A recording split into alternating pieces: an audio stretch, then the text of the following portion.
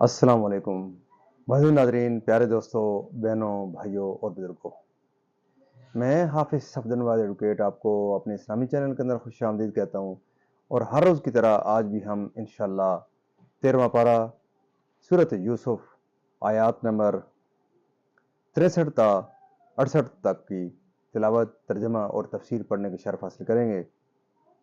تلاوت شروع کرنے سے پہلے ہم درود شریف پڑھتے ہیں، آپ بھی میرے ساتھ پڑھیں۔ اللهم صل على محمد وعلى آل محمد كما صليت على إبراهيم وعلى آل إبراهيم إنك حميد مجيد.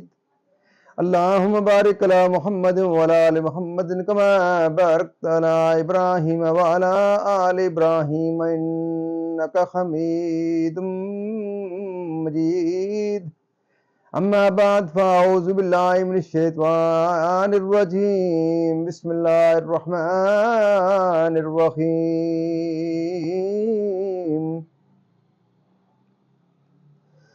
فلما رجعوا إلى أبيهم قالوا يا أبانا منع منا الكيل فأرسل معنا أخانا نقتل وإنا له لحافظون. قال هل آمنكم عليه إلا كما أمنتكم على أخيه من قبل فالله خير حافظا وهو أرحم الراحمين.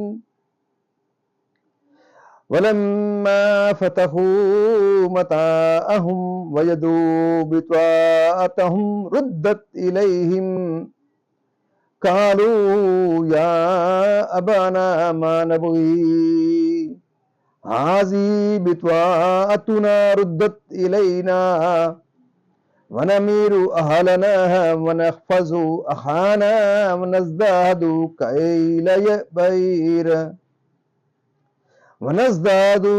بير ذلك كيل يسير.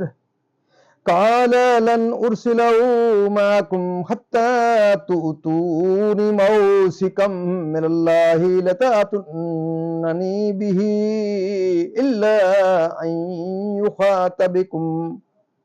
فلما آتوه موثقهم قال الله على ما نقول وكيل. وقال يا بني لا تدخلوا من باب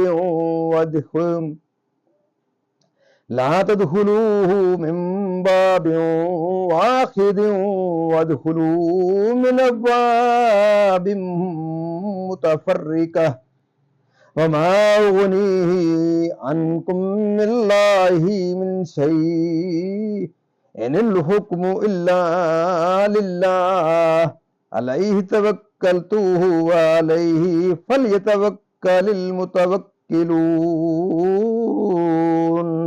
ولما دخلوا من حيث أمرهم أبوهم ما كان يغني عنهم من الله من شيء إلا خاية في نفس يعقوب قدواها وإنه لذو علم لما علمناه ولكن أكثر الناس لا يعلمون.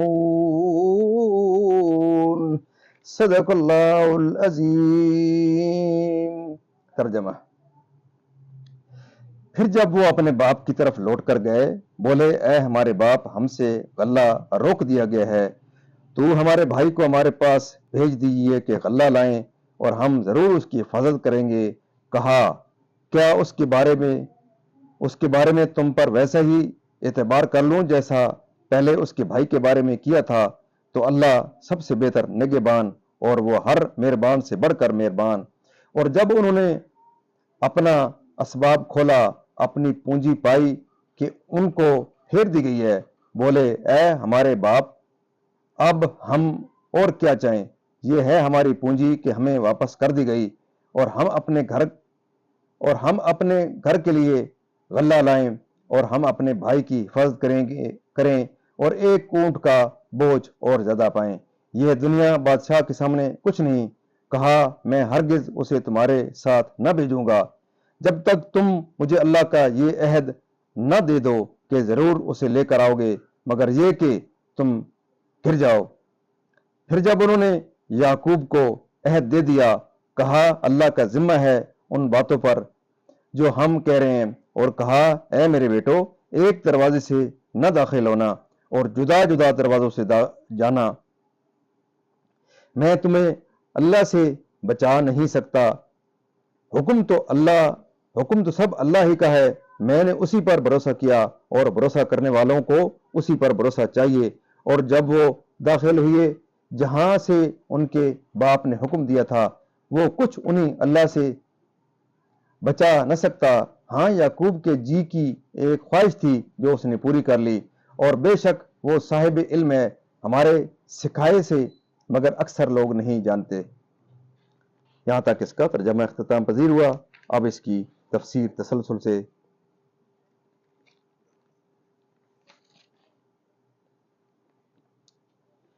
ہر زن و مرد کے دل میں آپ کی محبت پیدا ہوئی اور آپ نے قحط سالی کے ایام کے لیے غلوں کے ذخیرے جمع کرنے کی تدبیر فرمائی۔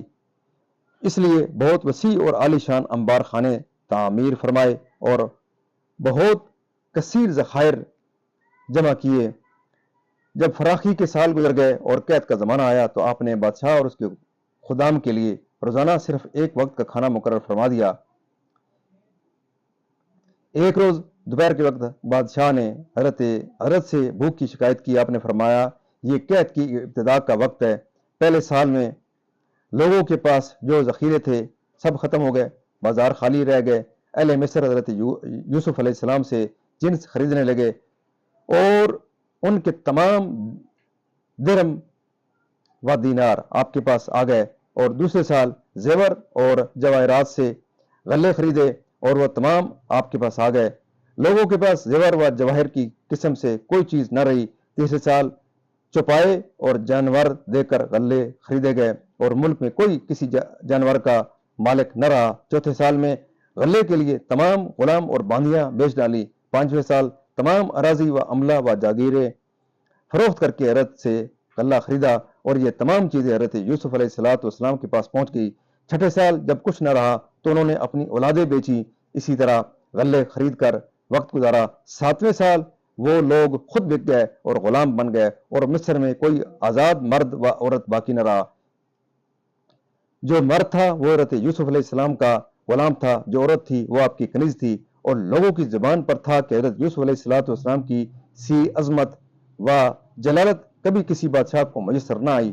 حضرت یوسف علیہ السلام نے بادشاہ سے کہا تو نے دیکھا اللہ کا مجھ پر کیسا کرم ہے، اس نے مجھ پر ایسا احسان عظیم فرمایا، اب ان کے حق میں تیری کیا رائے ہے؟ بادشاہ نے کہا جو حضرت کی رائے، ہاں، اور ہم آپ کے تابع ہیں۔ آپ نے فرمایا میں اللہ کو گواہ کرتا ہوں اور تجھ کو گواہ کرتا ہوں کہ میں نے تمام اہل مصر کو آزاد کیا اور ان کے تمام املاک اور کل جاگیریں واپس کی۔ اس زمانے میں حضرت نے کبھی شکم سیر ہو کر کھانا نہیں ملاحظہ فرمایا۔ آپ سے عرض کیا گیا کہ اتنے عظیم خزانوں کے مالک ہو کر آپ بھوکے رہتے ہیں۔ فرمایا اس اندیشے سے کہ سیر ہو جاؤں تو کہیں بھوکوں کو بھول نہ جاؤں۔ سبحان اللہ، کیا پاکیزہ اخلاق ہیں۔ مفسرین فرماتے ہیں کہ مصر کے تمام زن و مرد کو حضرت یوسف علیہ السلام کے خریدے ہوئے غلام اور کنیزیں بنانے میں اللہ تعالیٰ کی یہ حکمت تھی کہ کسی کو یہ کہنے کا موقع نہ ہو کہ حضرت یوسف علیہ السلام غلام کی شان میں آئے تھے اور مصر کے ایک شخص کے خریدے ہوئے ہیں، بلکہ سب مصری ان کے خریدے اور آزاد کیے ہوئے غلام ہوں۔ اور حضرت یوسف علیہ السلام نے جو اس حالت میں صبر کیا اس کی یہ جزا دی گئی، یعنی ملک و دولت و نبوت۔ اس سے ثابت ہوا کہ حضرت یوسف علیہ السلام کے لیے آخرت کا اجر و ثواب اس سے بھی بہت زیادہ افضل و اعلیٰ ہے جو اللہ تعالیٰ نے انہیں دنیا میں عطا فرمایا۔ ابن عینیہ نے کہا کہ مومن اپنی نیکیوں کا ثمرہ دنیا اور آخرت دونوں میں پاتا ہے، اور کافر جو کچھ پاتا ہے دنیا ہی میں پاتا ہے۔ آخرت میں اس کو کوئی حصہ نہیں۔ مفسرین نے بیان کیا کہ جب قحط کی شدت ہوئی اور بلائے عظیم عام ہو گئی، تمام بلاد و امصار قحط کی سخت تر مصیبت میں مبتلا ہوئے اور ہر جانب سے لوگ غلہ خریدنے کے لیے مصر پہنچنے لگے۔ حضرت یوسف علیہ السلام کسی ایک اونٹ کے بار سے زیادہ غلہ نہیں دیتے تھے تاکہ مساوات رہے اور سب کی مصیبت رفع ہو۔ قحط کی جیسی مصیبت مصر اور تمام بلاد میں آئی، ایسی کنعان میں بھی آئی۔ اس وقت حضرت یعقوب علیہ السلام نے بنیامین کے سوا اپنے 10 بیٹوں کو غلہ خریدنے مصر بھیجا۔ دیکھتے ہیں کیونکہ حضرت یوسف علیہ السلام کو کنویں میں ڈالنے سے اب تک 40 سال کا طویل زمانہ گزر چکا تھا اور ان کا خیال یہ تھا کہ حضرت یوسف علیہ السلام کا انتقال ہو چکا ہوگا اور یہاں آپ تخت سلطنت پر شاہانہ لباس میں شان و شوکت کے ساتھ جلوہ فرما تھے، اس لیے انہوں نے آپ کو نہ پہچانا اور آپ سے عبرانی زبان میں گفتگو کی۔ آپ نے بھی اسی زبان میں جواب دیا۔ آپ نے فرمایا، تم کون لوگ ہو؟ انہوں نے عرض کیا، ہم شام کے رہنے والے ہیں، جس مصیبت میں دنیا مبتلا ہے اسی میں ہم بھی ہیں، آپ سے غلہ خریدنے آئے ہیں۔ آپ نے فرمایا، کہیں تم جاسوس تو نہیں ہو؟